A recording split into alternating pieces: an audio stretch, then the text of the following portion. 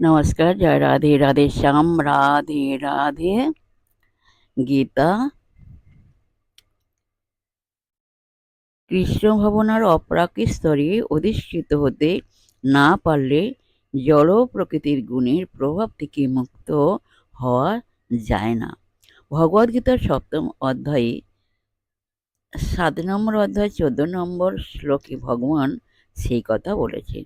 তাই জড়জাগতিক স্তরে এমনকি উচ্চশিক্ষিত ব্যক্তির পক্ষেও কেবলমাত্র তত্ত্বগত জ্ঞানের মাধ্যমে অথবা দেহ থেকে আত্মাকে পৃথক করেও মায়ার বন্ধন থেকে বেরিয়ে আসা অসম্ভব।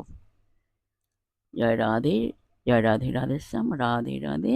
জয় বৃন্দাবন বিহারী লাল কি জয়, কৃষ্ণ কানাইয়া লাল কি জয়, বাঙ্কে বিহারী লাল কি জয়, জয় রাধা শ্যাম সুন্দর লাল কি জয়, জয় রাধে রাধে শ্যাম, রাধে রাধে। নমস্কার।